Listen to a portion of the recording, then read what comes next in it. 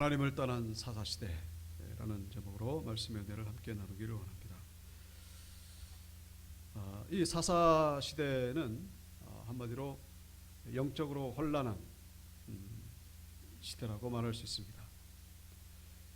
우리가 지난 시간에 이 단지파의 우상숭배를 통해서 이 사사시대가 얼마나 혼란했는지를 우리가 살펴봤죠. 오늘 본문에는 이 에브라임 지파의 땅에 사는 한 레위인의 이 모습을 통해서 또 이 성적으로 얼마나 타락했는지를 사사기 19장에서 우리에게 보여주고 있습니다. 자, 이 에브라임 지파 땅이죠. 오늘 배경이 되는 장소는 에브라임 지파, 그리고 베냐민 지파, 그리고 밑에 유다 지파 땅입니다. 이 에브라임 지파에 한 레위인이 살고 있었습니다. 말씀드린 대로 레위 지파는 자기네 땅 이렇게 따로 받은 적이 없죠. 레위 지파는 이렇게 뿔뿔이 흩어져 가지고 전 지역에 걸쳐서 살고 있었습니다. 그러니까 에브라임 지파에 살고 있는 어떤 레위인, 그 레위인이 첩이 있었습니다. 첩이.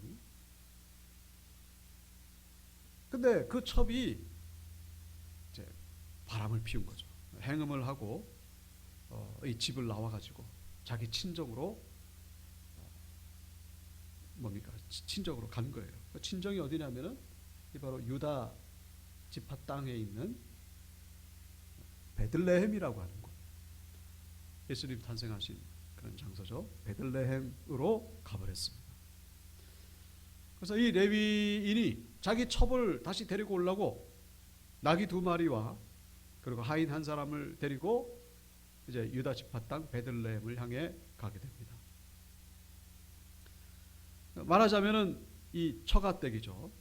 처가댁에 갔더니 장인 어른 되는 이분이 아주 반갑게 맞이합니다. 그러니까 자기 딸이 이제 도망 왔는데 그래도 다시 이제 이렇게 보살피려고 하는 그런 사위를 보고서 이제 가정이 회복되겠구나, 화해를 시키려고 하는 그런 모습을 아주 친절하게 이 레위 사람을 맞이합니다. 그래서 이 레위 사람은 이제 데리고 가려고 하는데 계속 좀 더 머물고 가라고 하는 바람에 5일이나 이제 머물게 됩니다. 5일째도 이제 그냥 가려고 했는데 또 뭐 떡을 먹고 가라고 하는 바람에 이제 오후 늦게 출발하게 되죠. 그래서 유다 땅이 베들레헴이 뭐 한 요 정도 있겠습니다만 여기서 이제 에브라임까지는 하루길이면 가는데 오후 늦게 출발하는 바람에 가다가 이제 그 집에 도착하기 전에 이 중간에 어디선가 머무르게 되는, 어디선가 이제 숙박을 해야 되는 그런 상황에 처하게 됐습니다. 근데 이제 이 데리고 갔던 하인이 우리 여부스에서 자고 가자고. 여부스가 어디냐면은 예루살렘입니다. 예루살렘의 옛날 이름이 여부스죠. 그래서 여부스가 예루살렘으로 바뀌게 된 것은 바로 다윗이 그 여부스를 점령함으로 인해 가지고 정복함으로 인해서 예루살렘으로 이름이 바뀌었습니다. 그러니까 이때 당시는 아직까지 정복당하지 않은 그런 때였다라는 것이죠. 그러니까 지난번에도 말씀드렸습니다만은 여호수아 때에 가나안 전 지역을 정복을 하긴 했는데 아직까지도 정복당하지 않은 그런 마을들이 여러 군데 있었습니다. 그 가운데 하나가 바로 여부스였죠. 그러니까 이 레위 사람이 가만히 생각해 보니까 저기는 아직 가나안 원주민들이 살고 있다. 뭐 거기 뭐 이렇게 그들이 어떻게 뭐 해칠까봐 그래서가 아니라 저희 이방인들하고는 같이 잘 수가 없다. 그래서 그 여부스, 그러니까 예루살렘이죠. 거기서 조금 더 올라가서 이 베냐민 지파 땅, 여기에 기브아라고 하는 기브아, 오늘 본문의 이 사건의 배경이 되는 것이죠. 기브아는 이제 그 이스라엘 백성들이 사는 그런 마을이었습니다. 기브아에서 이제 자게 됐습니다. 자, 밤은 깊었는데 그 누구도 영접해주는 사람이 없어가지고 들판에 가만히 있는데 지금 첩이 있고 하인이 있고 나귀 2마리가 있죠. 근데 어떤 노인이 와가지고 우리 집에서 자라고 그러면서 아주 친절하게 반갑게 맞이합니다. 그래서 노인 집에 이제 들어갔는데 문제는 이 기부와 이 동네 불량배들이 와가지고는 이 문을 그냥 쾅쾅쾅쾅 두드립니다. 이 집에 들어간 사람 빨리 내놓으라. 빨리 내놔라. 우리가 그와 상관하겠다. 상관하겠다. 여기 그 22절에 보시면은 그들이 마음을 즐겁게 할 때에 그 성읍의 불량배들이 그 집을 에워싸고 문을 두들기며 집주인 노인에게 말하이르되 내 집에 들어온 사람을 끌어내라. 우리가 그와 관계하리라. 이 관계한다는 것은 성관계를 맺는다. 그런 얘기입니다. 자, 그러니까 이 집 주인 노인이 나한테 두 딸이 있고 그리고 이 들어온 사람이 데리고 다니는 첩이 있으니까 이 첩과 두 딸을 줄 테니까 이제 좀 조용히 하라고. 자, 그랬는데 그럼에도 불구하고 막무가내 아니다. 그 사람을 내놔라. 그 사람을. 무슨 얘기입니까? 동성애를 행하겠다. 이제 그런 얘기죠. 여자는 필요 없고 남자를 내놔라. 남자를 내놔라. 자, 그러니까 이 손님으로 왔던 레위인이 그 순간 자기가 데리고 있던 그 첩을 그냥 강제로 완력으로 바깥으로 그냥 내쫓아 버립니다. 마치 그 맹수들에게 먹잇감, 좀 표현이 그렇습니다만은 주듯이. 그랬더니 이제 조용해지면서 밤새도록 성폭행당하면서 결국 이 첩은 죽게 되죠. 아침에 일어나 보니까 그 문지방에 손을 이렇게 얹은 상태에서 죽었는데 이 레위인이 자기 첩을 그 나귀에다가 싣고서 자기 집으로 돌아옵니다. 돌아와가지고 어떤 일이 벌어집니까? 거기서 이 시신이 됐던 자기 첩을 12덩이로 이렇게 잘라가지고는 시신을 훼손해가지고 모든 지파 한 덩이씩을 이렇게 보내니까 이스라엘 전 지역이 난리가 났습니다. 발칵 뒤집어진 거죠. 도대체 이게 무슨 일이냐? 자, 거기까지 나온 내용이 바로 19장에 나오는 내용입니다. 이제 계속 그 이어지는 내용이 이제 20장에 나옵니다만은 참으로 끔찍한 그런 모습을 이 19장에서 볼 수가 있죠. 그래서 서두에 말씀드린 대로 지난 시간에 그 단지파가 보여준 영적인 혼란은 우상숭배죠. 그런데 오늘 본문의 이 레위인이 보여주는 모습은 뭡니까? 바로 성적인 타락이라는 것을 우리에게 보여주고 있습니다. 레위인에게 첩이 있었다. 레위인이 어떤 사람이죠? 이 백성들에게 하나님의 말씀을 선포하고 가르치는 그런 위치에 있는 사람들이 바로 레위 사람이죠. 하나님의 율법을 가지고 가르쳐야 될 이 레위 사람에게 이 첩이 있었다. 물론 성경에 보시면은 뭐 다윗도 여러 명의 아내가 있죠. 그리고 또 야곱에게도 뭐 4명이나 아내가 되고 일부 다처자의 모습을 보이는 그런 인물들이 많이 있습니다. 그렇게 본다면은 오늘 본문에 나오는 레위 사람 뭐 그렇게 큰 죄냐? 여러분, 성경의 인물들이 그렇게 일부 다처자를 한다고 해서 결코 정당화될 수 없다는 것을 우리가 기억하셔야 됩니다. 성경은 어디까지나 일부 일처자를, 창세기 보시면 아담과 하와 일부 일처자예요. 근데 뭐 다윗이 뭐 그랬고 뭐 야곱이 그랬고, 그러니까 이 오늘 본문의 이 레위 사람도 정당화하려고 하는 그런 시도가 잘못이라는 것을 우리가 잊어서는 안 된다는 것이죠. 그런데 일부 다처제, 이런 어떤 하나님 앞에서 이런 모습만 범한 것이 아니라 2절에 보시면은 2절에 그 첩이 행음하고 남편을 떠났다, 이제 그런 구절이 나오죠. 얼핏 보면은 이 첩이 먼저 잘못을 한 것처럼 그렇게 보여집니다. 야, 어떻게 여자가 돼가지고 이렇게 바람이 났을까? 뭐 여자 남자가 뭐 똑같죠. 그런데 이 고대 세계에서 이 여성 아내가 이렇게 행음했다는 건 참 보기 드문 그런 광경입니다. 그런데 이 한글 성경에는 잘 안 나타납니다만은 히브리 원어 성경에 보시면은 그에 대항하여 행음했다라는 그런 의미로 번역이 된다는 것을 참고적으로 이해하셔야 된다는 거예요. 다시 말씀드리면 이 첩이 행음한 그 근본적인 이유가 뭐냐? 그 남편이 되는 레위 사람에게 반발하여서. 무슨 얘기예요? 이 레위 사람이 먼저 그런 일을 저질렀다, 그런 얘기예요. 이 레위 사람이 첩을 데리고 있는 것만으로도 모자라 가지고 계속 바람을 피웠다. 이 첩이 그것을 보고서 니만 바람 피우냐? 말하자면 그런 얘기예요. 니만 바람 피우냐? 나도 나라고 가만히 있으냐? 그러면서 그에 대항하여 이 첩이 행음했다라는 그런 의미로 번역이 된다는 것이죠. 자, 레위 사람이 첩을 가지고 있는 것으로도 모자라 가지고 계속해서 이상한 짓을 하고 있습니다. 근데 이 행음하고 히브리어 동사는요, 그 동사 하나만 가지고도 여러 의미가 담겨 있어요. 거기에 어떤 주체가 누구며, 목적이 뭐며, 그 다음에 이 시제가 뭐며. 행음에 해당되는 시제는요, 과거에 한 번 일어난 그런 사건이 아니고 계속적으로 반복적으로 진행의 의미가 담겨 있다는 것을 이해하셔야 된다는 것이죠. 한두 번 실수한 게 아니라는 거예요.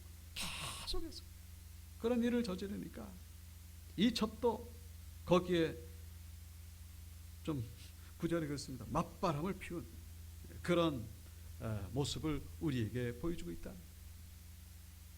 이 에브라임 지파에 살고 있는 레위인과 이 첩이 보여주는 이 모습이 바로 사사시대의 그런 영적인 타락의 모습을 단편적으로 보여주고 있다. 그런 얘기죠. 그래서 레위기 21장 7절 그들은, 여기서 그들이라고 하는 것은 레위 사람입니다. 부정한 창녀나 이혼당한 여인을 취하지 말지니 이는 그가 여호와 하나님께 거룩함이니라. 누구보다도 거룩하게 살아야 될 레위인이 지금 그냥 아주 대표적으로 죄를 범하고 있으니, 레위 사람이 이 정도니까 다른 사람들은 오죽하겠는가. 뭐 뒤에 나오잖아요. 이 기브아 지역에 있는 이 동네 사람들, 대놓고 동성애를 지금 벌이겠다고 난리법석을 피우는 그런 모습.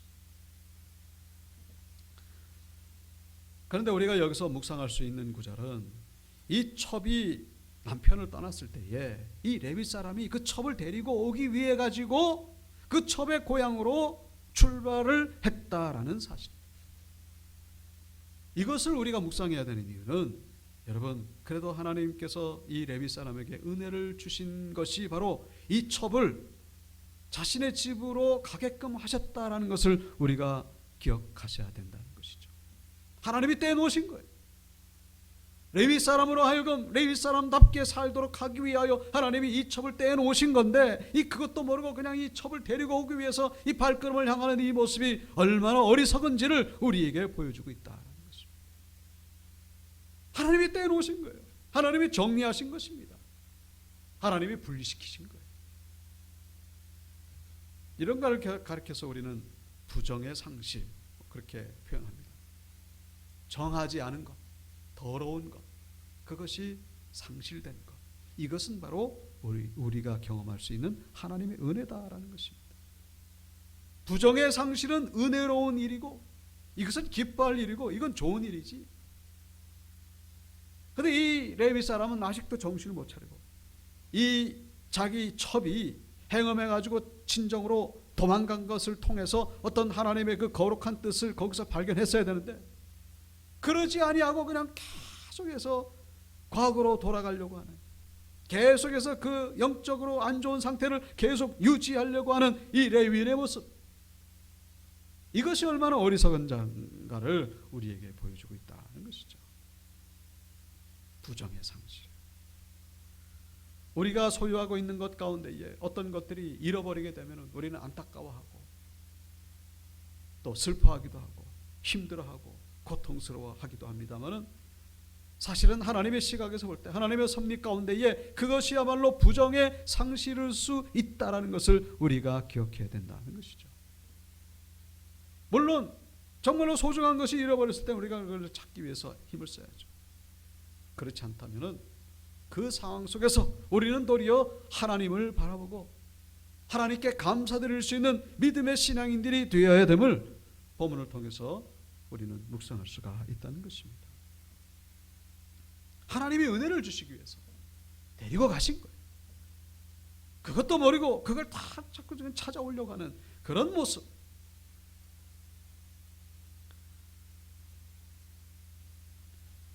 그래서 이 첩이 친정으로 간 것은 이 레위 사람이 하나님께 집중하도록 하기 위한, 이 첩 때문에 하나님을 잃어버린 거예요. 근데 첩이 도망갔으니까 이제 하나님을 찾아야죠. 하나님과 관계를 회복시키시기 위한 하나님의 은혜였는데 그것을 모르고 또 과거로 돌아가려고 하는 이런 모습. 부정의 상실은 하나님 앞에 감사할 일이다라는 사실입니다. 바울이 사역하는 동안에 건강을 잃어버렸죠. 그것은 어쩌면 부정의 상실일 수 있습니다. 그래서 이 건강 때문에 바울이 하나님 앞에 3번이나 간구했다 그랬잖아요. 하나님, 이 고쳐달라고. 근데 하나님이 뭐라고 대답하시죠? 내 은혜가 내게 족하다. 내가 너에게 베푼 은혜다. 그래서 바울이 뭘 깨닫습니까? 나로 하여금 하나님, 내가 교만치 않도록 하기 위해서 하나님이 나에게 사단의 사자를 보내주셨구나. 육체의 가시를 보내주셨구나. 그 건강 잃어버린 것 때문에 결국 끝까지 사명 감당할 수 있게 되었다는 것을 우리가 기억해야 된다는 것입니다. 만약에 그렇지 않았더라면 어떻게 했을까? 바울은 아마 참 이 시대의 온전한 모습이었다면 아마 이단의 교주가 되기 딱 좋은 그런 상태죠. 죽은 자를 살리고 엄청난 기적이 벌어지니까 얼마나 교만해지기 쉬운 그런 상황이었습니까? 근데 그에게 사단의 사자 육체의 가시가 있음으로 인해 가지고 그런 하나님 앞에 두렵고 떨림으로 사명을 온전히 감당하게 되었다는 사실. 부정의 상실에 부정의 상실. 되려 감사할 일이라는 사실. 우리가 수예배 때 출애굽기를 통해서 모세를 우리가 살펴봤지 않습니까? 모세가 40년을 잃어버렸어요. 40년 동안 왕궁에서 살 때는 참 좋았잖아요. 그런데 40살 때에 미디안 광야로 도망갔습니다. 여러분 거기서 할 일 없이 그냥 양이나 치고 똥이나 치우고 그러면서 그냥 진짜 할 일 없는 거죠. 40년을 잃어버린 것 같은데 그것이 바로 부정의 상실이었다. 그 잃어버린 40년 때문에 그가 하나님 앞에서 다시 겸손한 자로 설 수 있게 되었다는 것을 성경은 보여주고 있는 것이죠. 우리의 삶 가운데에 상실되어져 가는 것들이 있을 것입니다. 혹시 그것이 부정의 상실은 아닌지, 하나님 우리에게 은혜를 주시기 위한 하나님의 섭리, 하나님의 뜻이라고 해석되어지는 것은 아닌지. 그래서 우리가 할 일은 뭐예요? 이래도 감사, 저래도 감사. 하나님 우리에게서 가져간 것, 그것으로 인하여 감사하시고, 주어지면 또 주어진 것으로 인하여 감사하시고, 중요한 것은 우리 하나님 앞에 두렵고 떨림으로 늘 교만하지 아니하고 겸손한 모습으로 하나님 앞에 진실한 일꾼의 모습으로 서야 된다라는 사실. 이 레위 사람은 그거를 몰랐던 거예요. 이 첩을 찾으러 감으로 인해 가지고 사건이 시작된 겁니다. 찾으러 가지만 않았어도 엄청난 사건이 벌어져요. 이 20장에 들어가 보면은. 자, 그래서 이 22절에 보시면 우리가 봤습니다만은 이 불량배들이 와가지고 내 집에 들어온 사람을 끌어내라. 그 첩도 있고 그 노인의 그 2딸도 있는데 그 필요 없고 그 남자를 끌어내라. 참 말도 안 되는 그런 모습을 보여주고 있죠. 앞서 말씀드린 대로 지금 이 기브아에서 일어나는 일인데, 기브아는 누가 살고 있다고? 이스라엘 백성들이 살고 있는, 이스라엘 백성들이 살고 있는 동네에서 지금 이런 일이 벌어지고 있다. 이거 가나안 원주민들 동네 아닌가? 천만의 말씀. 이스라엘 백성들이 사는 동네에서 이런 일이 벌어지고 있는 거예요 지금. 야, 그 남자들 같이 말 끌어내. 응? 우리가 그놈하고 성관계를 맺겠다. 기가 막힐 일이죠. 옛날에 그 이스라엘 백성들 출애굽해가지고 이제 가나안 땅 들어가기 직전에, 가나안 땅 들어가기 직전에 모세를 통하여 하나님이 말씀하셨죠. 야, 너네들 가나안 땅 들어가면은 이러이러한 모습을 보게 될 것이다. 절대로 그거 따라하지 마라. 여러분 그 경고의 메시지로 준 내용들이 뭡니까? 근친상간, 동성연애, 그 다음에 그 뭡니까? 수간이라는 거 있지 않습니까? 그 가나안 원주민들이 그러고 있다. 그러니까 너희들은 절대로 그러지 마라. 근데 지금 그 짓을 하고 있는 거지. 아까 전에 말씀드린 대로 그 하인이 어디서 자자 그랬죠? 주인한테 여부스, 예루살렘 그 옛날 이름 여부스에서 자자 그랬는데 이 레위인이 뭐라 그럽니까? 거기 자지 말자. 거기는 가나안 원주민들이 사는 거. 거기는 부정한 곳이다. 그래서 기브아에 왔는데 지금 도리어 여부스하고는 비교될 수 없는 그런 모습을 보여주고 있어요. 이스라엘이 지금 이렇게 타락했다는 사실. 왜 이렇게 됐죠? 다른 것이 아니라 정복하지 못했기 때문에. 아주 깨끗하게 정복을 했더라면은 그렇지 않았을 겁니다. 정복당하지 않은 그 가나안 원주민들로 인하여 변질이 된 거예요. 그래서 지금 이 기브아 사람들도 완전히 그냥 코로나 걸린 사람과 코로나 걸리지 않은 건강한 사람이 같이 생활하면 어떻게 됩니까? 코로나 걸린 사람이 건강해지는 것이 아니라 상식이죠. 모두가 다 코로나에 걸리게 되는 거예요. 똑같은 것이죠. 그래서 격리가 나온 것이고, 우선 치유함 받기 전에는 관계를 맺으면 안 되는 거예요. 이 가나안 원주민들을 하나님께서 남녀노소 가리지 아니하고 모든 것을 다, 인간적으로 볼 때는 얼마나 잔인하게 보여집니까? 그런데 그렇게 하지 않아서 지금 이 지경이 됐다라는 사실. 우리 삶 가운데에 온전히 정리하지 않은 것, 그것이 남아가지고 나의 발목을 잡고 나의 걸림돌이 되고, 그 사사기의 이 더러운 모습, 결국 역설적으로 우리에게 거룩에 대해서 말씀하고 있다는 사실. 거룩해야 된다. 거룩하지 않으면 이 지경이 된다. 그런 얘기죠. 그러니까 이 레위 사람도 어떻게 하죠? 그 첩을 그냥 바깥으로 내밀지 않습니까? 여러분, 그때 이 첩이 얼마나 놀랐겠습니까? 왜 하필이면 나냐? 아마 안 나가려고 발버둥을 쳤을 거예요. 본문에 나오지는 않습니다만.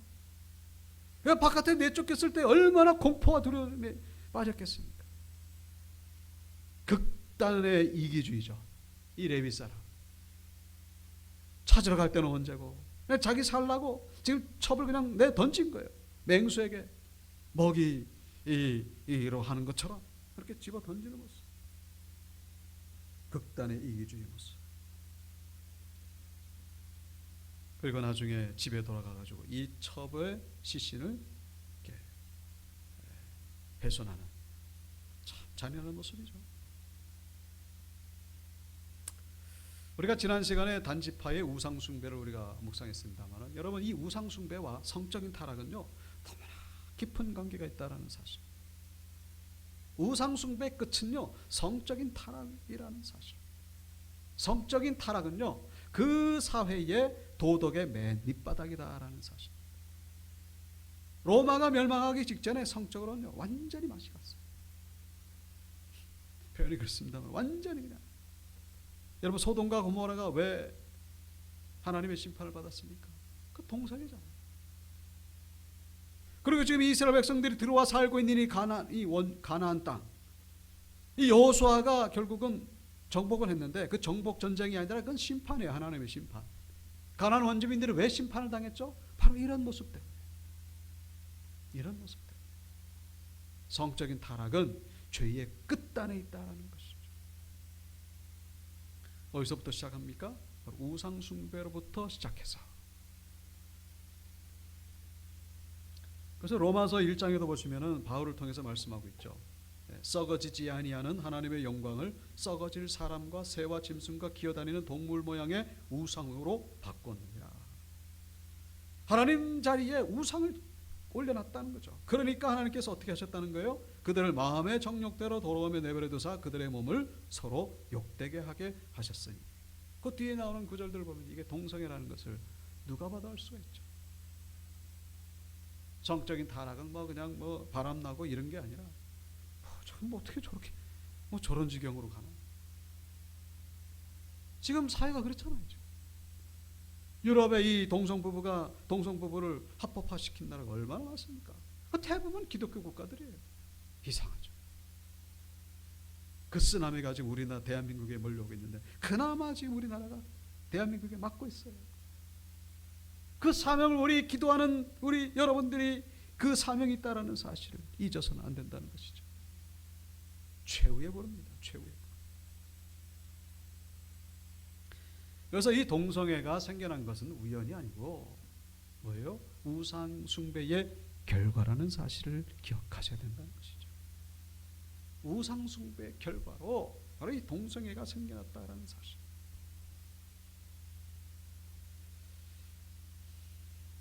하나님을 버린다는 것은 선과 악의 절대 기준이 되는 하나님을 버린다는 것을 의미하는 것입니다. 하나님을 버리면 이 선과 악이 이제는 그 기준이 없어요. 선이 악이 되고 악이 선이 되고 선과 악의 이 선이 없어지고 그런 시대로 가고 있다라는 사실. 그런 시대가 바로 사사시대였고 이 시대가 바로 사사시대와 똑같다라는 사실을 우리가 기억하셔야 된다는 것이죠. 그래서 우리 신앙인들에게 주어진 사명이 있습니다. 이 시대를 바라볼 때에 이 시대는 목자를 잃어버린 양들처럼 그렇게 방황하는 그런 시대라는 것을 기억하시고 적어도 우리만큼은 하나님에게서 멀어지지 않기를 위해서 우리는 날마다 힘쓰셔야 된다는 것입니다. 여러분, 죄라는 게 다른 것이 아니고 하나님에게서 멀어지면은 죄가 시작되는 거예요. 뭐 거짓말하고 뭐 폭력을 행하고 여러분 그것은 그 열매지. 뿌리는 뭡니까? 하나님에게서 떨어지는 그 순간부터 하나님이 생각 안 나고 하나님이 보이질 않고 하나님과 점점 멀어지는 그것이 죄의 출발이라는 것 우리가 기억하셔야 된다는 것이죠. 죄는 모든 불행의 근본이 됩니다. 모든 불행의 근본이 됩니다. 오늘 다시 한번 우리 기도의 시간을 통해서 또 찬송의 시간을 통하여 이 하나님과의 관계가 온전히 회복되시고 우리의 삶이 정말로 회복되시고 하나님 옆에 귀한 사명자로 서시는 우리 온유교회 원족들 다 되시길 주의 이름으로 축원합니다.